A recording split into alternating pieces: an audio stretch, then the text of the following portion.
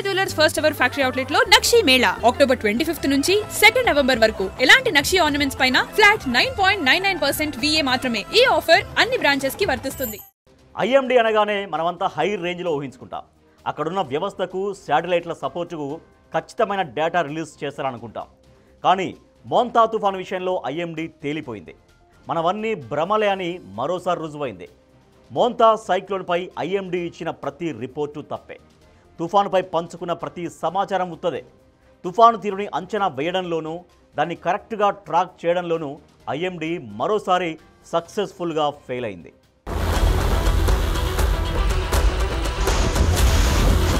తుఫాన్లు వస్తే సరైన ట్రాకింగ్ ఉండదు.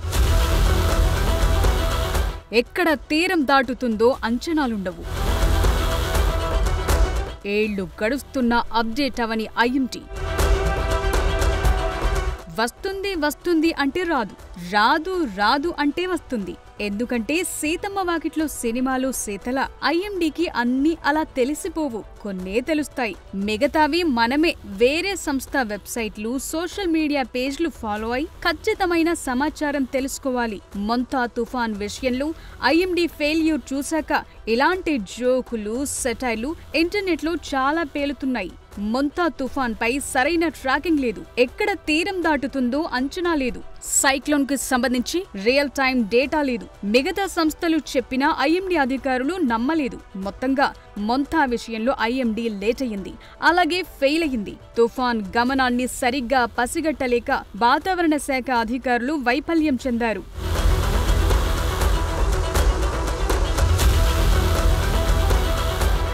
మొంతా తుఫాన్ కాకినాడ యానం మధ్యలో తీరం దాటుతుందని ఊదరగొట్టింది. కానీ అంతర్జాతీయ సంస్థలు తుఫాన్ దిశ మార్చుకుందని సూచించాయి. బిగ్ టీవీ కూడా తుఫాన్ కోనసీమ వైపు కదులుతోందని ముందే చెప్పింది. ఇదే విషయాన్ని విశాఖలోని వాతావరణ శాఖ అధికారుల దృష్టికి కూడా తీసుకెళ్లింది. అయితే తమ రిపోర్టు మాత్రమే కరెక్ట్ అంటూ చెప్పుకొచ్చారు IMD అధికారులు. చివరకు నరసాపురం దగ్గర్లో తీరం దాటింది మొంతా తుఫాన్.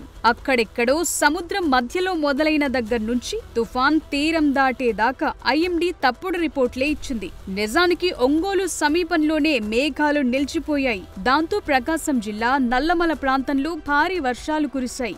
వాస్తవానికి ఒంగోలు, నల్లమల వర్షాలపైన IMD సరైన అలర్ట్ ఇవ్వలేదు. పైగా తుఫాన్ కోనసీమ వైపు కదులుతోందని బిగ్ టీవీ చెప్పినా IMD అధికారులు ఏం చెప్పారో చూడండి. ఏ సంస్థ చెప్పినా కూడా ఫైనల్గా ultimate authority or nodal agency for cyclones in over India meteorological department. మిగతావి ఏమి చెప్పినా IMD చెప్పిన దీనిని మీరు ప్రామాణికంగా తీసుకున్నట్లయితే మాకు ఉన్న సాంఖ్యకీయ నమూనాల ద్వారా మేము పరిశీలించిన విధానాన్ని బట్టి ఇది వరస. IMD చెప్పిందే అధికారిక సమాచారం అంటున్నారు. వాళ్ళిచ్చిన రిపోర్టే కరెక్ట్ అంటున్నారు. కానీ IMD ఇచ్చిన రిపోర్టుకు ఏపీలో కనిపించిన రిజల్ట్ కు లింకే లేదు. అసలు తుఫాన్లొచ్చినప్పుడు IMD ఇచ్చే రిపోర్ట్స్ ఎలా ఉంటాయి, ఎంత వేగంగా వాటిని రిలీజ్ చేస్తారో డీటెయిల్ గా చూద్దాం. ఈ మ్యాప్ మంగళవారం సాయంత్రం 5:30 గంటల సమయంలో తుఫాన్ ఏ దిశగా ప్రయాణిస్తోంది, ఎక్కడ తీరం దాటుతుంది అనే దానికి సంబంధించి IMD రిలీజ్ చేసింది. ఇందులో కాకినాడ దగ్గరలో తీరం దాటే అవకాశం ఉన్నట్లుగా చూపించారు. ఇది సాయంత్రం 5:30కున్న పరిస్థితి. ఈ డేటాను రాత్రి 8:30కు రిలీజ్ చేసినట్లుగా చూపించారు. కానీ ఇది IMD వెబ్సైట్ లోకి అప్లోడ్ అయిన టైం దాదాపు రాత్రి 9:30, అంటే 4 గంటలు ఆలస్యంగా ఈ ఇన్ఫర్మేషన్ ప్రజలకు అందుబాటులోకి వచ్చింది. ఈలోపు తుఫాన్ కదలికలు, దాని దిశ, గాలి వేగం, తీవ్రత ఇలా అన్నీ మారిపోయాయి. IMD ముందు చెప్పినట్లుగా తుఫాన్ కాకినాడ సమీపంలో కాకుండా మచిలీపట్నం దగ్గరలో తీరం దాటింది. పోనీ తుఫాన్ తీరం దాటిన సమాచారాన్నైనా IMD వేగంగా రిలీజ్ చేసిందా అంటే అది లేదు. రాత్రి 11:30కు తీరం దాటితే అర్ధరాత్రి 2:10 రిపోర్ట్ ఇష్యూ చేస్తే 2:30 గంటల తరువాత అది అందుబాటులోకి వచ్చింది.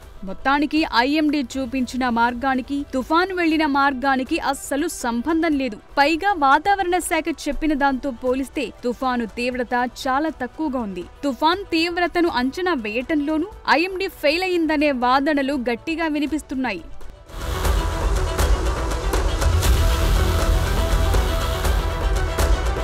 ఐఎండీ దగ్గర తుఫాన్లను ట్రాక్ చేసేందుకు సరైన వ్యవస్థ లేదు. అప్పుడెప్పుడో ఆకాశంలోకి పంపిన శాటిలైట్లు సరిగా పనిచేయటం లేదు అంటే ఓ అర్థముంది. కానీ టెక్నాలజీ ఇంత డెవలప్ అయ్యాక అడ్వాన్స్డ్ శాటిలైట్ల సపోర్టు ఉన్నాక కూడా తుఫాన్ని సరిగా ట్రాక్ చేయకపోవటం ఖచ్చితంగా వైఫల్యమే అంటున్నారు. పైగా సముద్రం పక్కనే ఉన్న విశాఖలో ఐఎండీ రాడార్ సెంటర్ ఉంది. అమరావతిలోనూ ఐఎండీ కేంద్రం ఉంది. హైదరాబాద్ లోనూ ఐఎండీ సెంటర్ ఉంది. కోస్టల్ లైన్ లో చెన్నైలోనూ ఓ సెంటర్ ఉంది. ఇంత వ్యవస్థ ఉన్నా వాతావరణ శాఖ తుఫాన్ కదలికల్ని సరిగా ట్రాక్ చేయలేకపోయిందనే చర్చ జరుగుతోంది.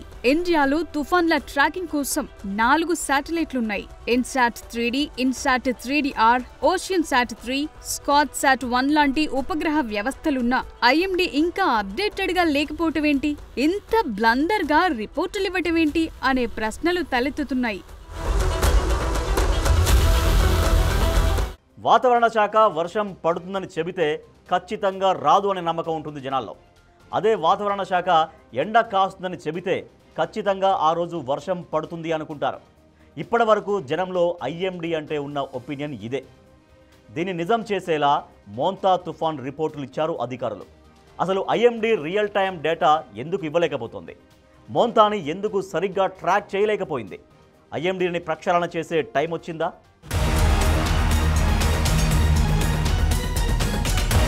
తుఫాను లాంటి విపత్తులు వచ్చినప్పుడు కోట్లాది మంది ప్రజలు ఖచ్చితమైన సమాచారం కోసం ఎదురు చూస్తున్నప్పుడు ప్రభుత్వం, అధికార యంత్రాంగమంతా కేవలం ఆ ఒక్క రిపోర్ట్నే నమ్ముతున్నప్పుడు ఐఎండీ ఎంత పక్కా సమాచారం అందించాలి? కానీ వాతావరణ శాఖ అధికారుల్లో ఆ సిన్సియారిటీ, సీరియస్నెస్ రెండూ కనిపించట్లేదన్న చర్చ జరుగుతోంది. ఎందుకంటే ఐఎండీ రిలీజ్ చేసిన మ్యాప్లు, డేటాని ఆధారంగా చేసుకుని మిగతా సంస్థలు, కుర్రాళ్లు వెదర్ ఇన్ఫర్మేషన్ ని పక్కాగా అప్డేట్ చేస్తున్నారు. తుఫాను కదలికల్ని అంచనా వేయగలుగుతున్నారు. మేఘాలు ఎక్కడ ఆగిపోయాయో, వర్షాల ఎఫెక్ట్ ఎక్కడ ఎంత ఉంటుందో చాలా ఈజీగా చెప్పేస్తున్నారు. కానీ ఐఎండీ మాత్రం ఖచ్చితమైన సమాచారం ఇవ్వలేకపోతోంది. మోంతా తుఫాన్ విషయంలో ఇదే జరిగింది. సముద్రంలో మొదలైనప్పుడు తుఫానుతో పాటు కదిలిన దట్టమైన మేఘాలు ఒంగోలు సమీపంలోనే ఆగిపోయాయి. ఆ తరువాత గాలి మాత్రమే తీరం దిశగా కదిలింది.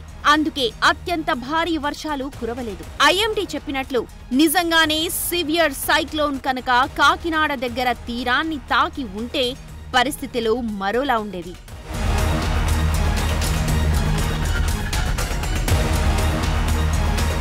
వాస్తవానికి తుఫాన్లు, వర్షాల పట్ల జనానికి ఎలాంటి సమాచారం ఇవ్వాలి?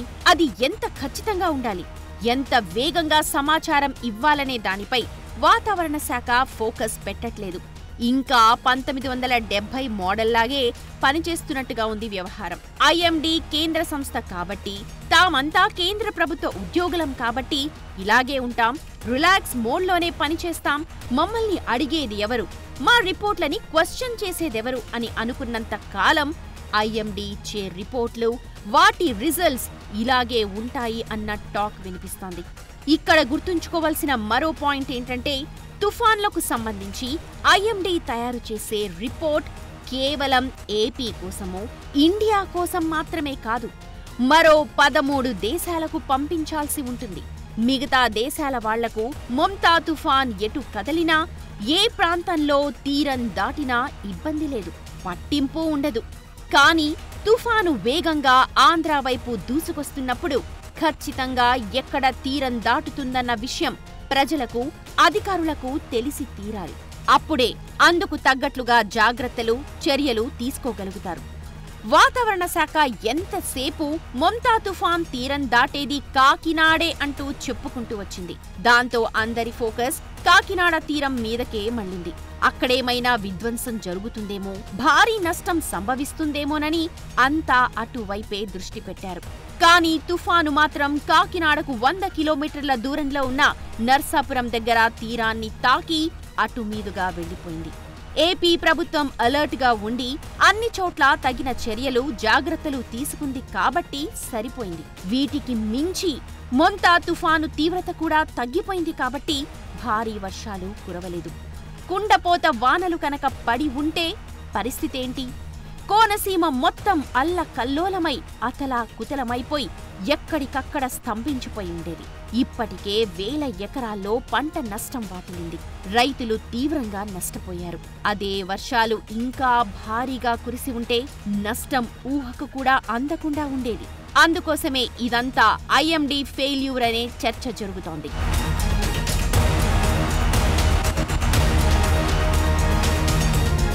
ఐఎండీ ఇంకా అలాగే పని చేస్తానంటే కుదరదు. ఎందుకంటే అదేమీ ప్రైవేట్ సంస్థ కాదు.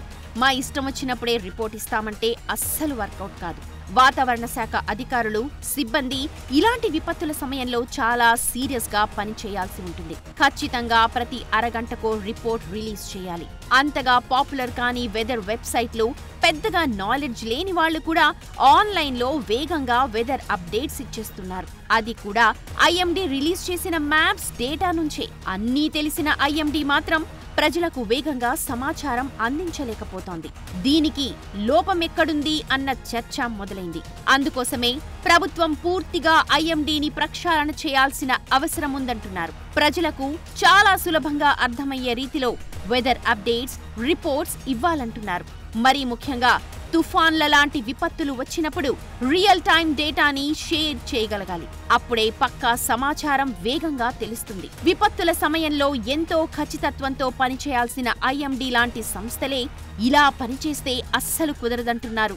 అందువల్ల భారత వాతావరణ శాఖ ఇప్పుడున్న పరిస్థితులకు తగ్గట్లుగా అప్డేట్ అవ్వాల్సిన అవసరం ఉందని సూచిస్తున్నారు.